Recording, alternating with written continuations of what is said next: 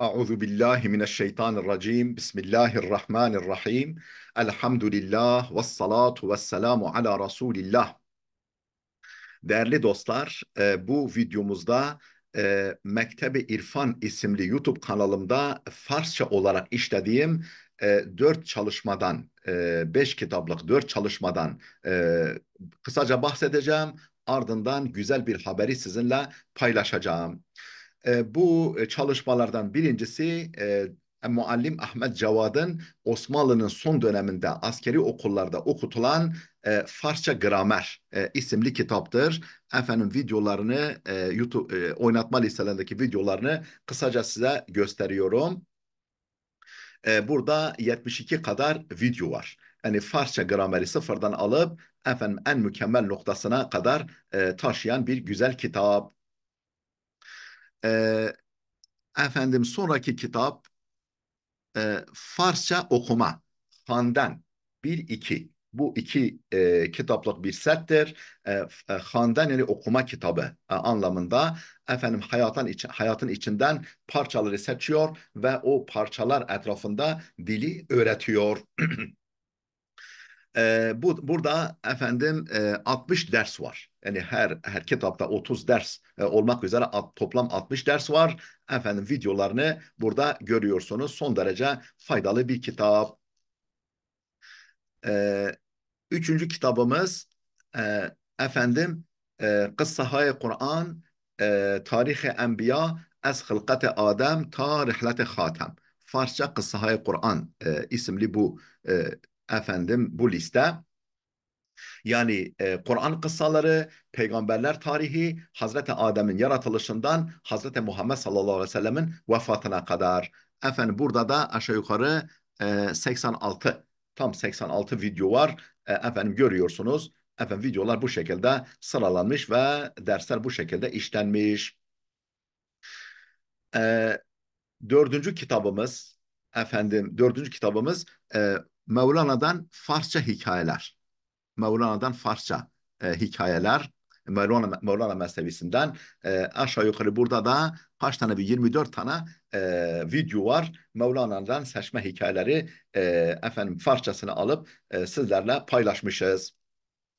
Bu da son derece faydalı bir kitap. Şimdi değerli dostlar, bizim bu çalışmalarımızı gören dostlarımız, efendim bir grup genç akademisyen kültürümüzün önemli dillerinden birisi olan Farsçayı öğretici bir efendim okuma grubu düzenlememi, yani bir okuma grubu oluşturmalarını istediler ve bu gruba Farsça ders vermemi talep ettiler. Ben de onları kıramadım, şöyle bir yöntem düşündüm. Yani bu çalışmalara ilave olarak şöyle bir yöntem düşündüm.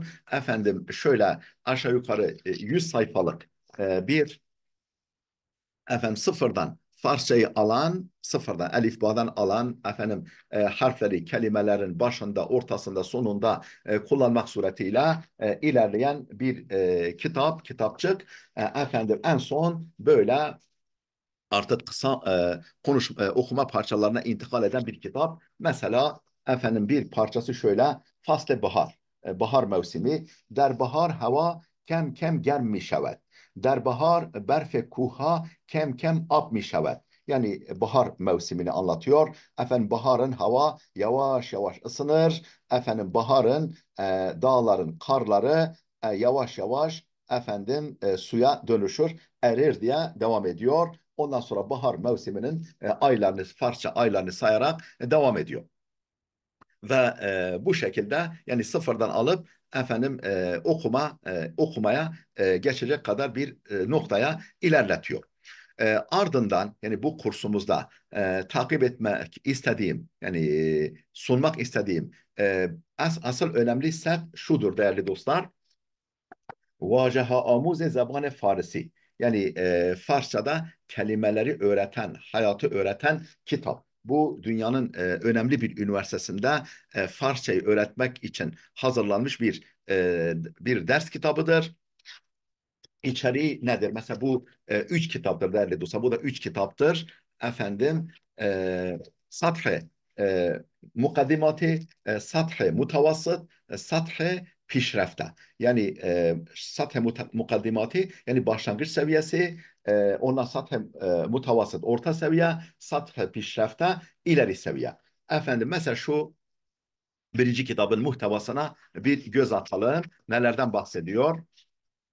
Efendim Bahşi evvel zindagi ruzmerre yani günlük hayat, günlük yaşantı. Efendim hane yani ev, derhane, evin içinde hanevade ve hişavendan efendim e, efendim ev halkı ve akrabalar faaliyet ruzane günlük faaliyetler diye devam ediyor. Efendim 3 adet kitap. Değerli dostlar, bu efendim okuma grubumuz, bu kursumuz efendim kaç gün sürecek?